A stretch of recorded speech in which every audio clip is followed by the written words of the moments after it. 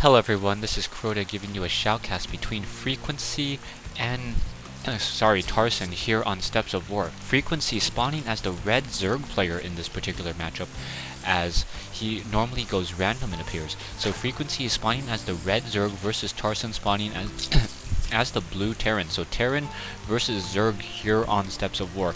Now Steps of War is a very small map, very easy access to your opponent's base. However, it's this brush in this position that really changes the game a lot, as it's really easy to capture units out of position. Tarson now gonna go ahead and build a traditional 10 supply depot in order to get a standard opening and continue to and not go for any sort of early rush. Taking a look back at Frequency has not really revealed any of his strategies just quite yet. Went ahead and went for a standard overlord, and now in comes this drone. Drone wants to take down this single SCV in order to just do a little bit of harassment. However, the drone is now going to be forced to flee away from this SCV, as this SCV, dropping down another barracks as a second SCV, or that single SCV may get taken down to 5 hit points.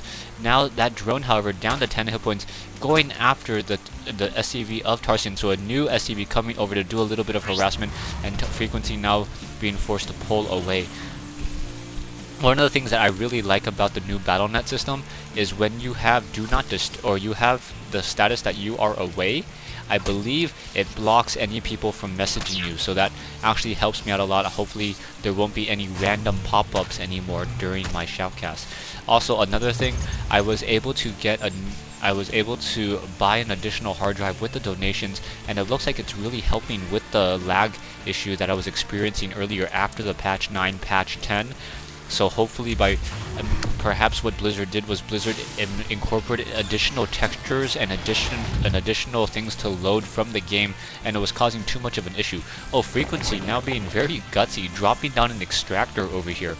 So this extractor is going to be able to block Tarson from being able to get any gas for quite some time, or get double gas for quite some time. However, the extractor only has 500 hit points, so this Marine should be able to take it down much more easily than compared to a reactor or a assimilator.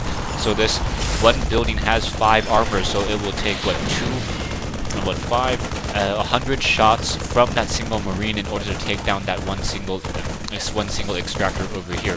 Back over here, we have this Overlord now being flown by Frequency in order to keep tracking gain sight. Frequency may try to do some sort of Nidus drop, and oh, interesting enough, he went for a dual hatchery within his own base. That's rather unheard of, or rather unseen in StarCraft 2, as the Queen is able to spawn larvae. The Queen's spawn larva ability allows the Queen to allows one single hatchery to almost function like 2.5. That way, hatcheries are more commonly put at natural expansions. This is, I think, the third or fourth game only in all the games that I've cast where I've seen a second hatchery being built within the same base. How Frequency is going to use this, I do not know. I'm still not seeing a tech to tier 2 yet, which is a little bit of a surprise. I would have expected Hydralisk or Mutalisk at some stage, as there is not even Banelings, and there are no roaches yet, just quite yet, and no Banelings, no roaches, no tech to really be seen. SCV now, Tarson trying to figure out what exactly the strategy is going to be, and Frequency now dropping a third hatchery, so Frequency will be able to macro up a very large army. Queen now coming in, dropping down a creep tumor as well in order to get some additional creep spread all across the map. Is it one queen for 2 hatcheries? So these hatcheries will be able to spawn a lot of larvae and be able to produce a lot of buildings. We now have a roach warren being produced by Frequency. So as we have these Hellions and SCVs coming out on the move with a couple of these Marines and Marauders, we'll see whether or not that roach warren will be completed in time, and whether or not enough larvae will be available for him to really counter this. Hellions now coming in. Hellions getting a lot of toasting onto those Zerglings, and those Zerglings are just going to get taken down so easily. And now Tarson coming in with a very aggressive bunkering position. We do in fact have these Zerglings now continuing to try to fight back even further, now trying to take down this hatchery. We have a couple of Marauders down here as well. the Roach Ward should be done. And now taking a look at the production, we have 5 roaches being produced.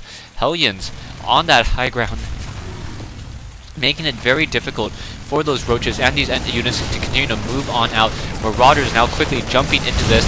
Zerglings now trying to perhaps get a little bit of a surround, and roaches for some reason did not engage when those Zerglings were coming down off that ramp. So Tarson getting a nice surround on Frequency. Frequency now going to try to move down with these roaches.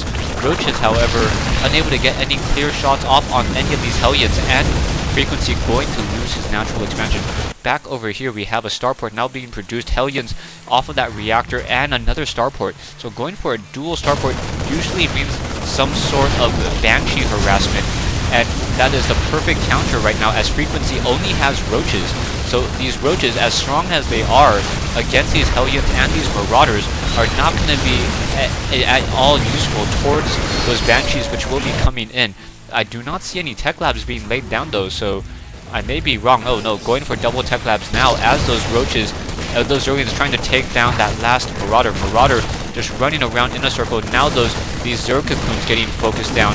These Zerg cocoons do have a lot of armor, so they're very, very capable of sustaining and taking a lot of damage. Zerglings now coming around, perhaps trying to get a surround on that bunker. Bunker going to get quickly taken down, and down goes that Marine and that Marauder. More roaches coming out, and Frequency going to be able to hold out for just a little while. Frequency sitting on a 600 mineral army versus Tarson's 100 mineral army. Stay tuned for part 2 of this replay between Frequency and Tarson here on Steps of War.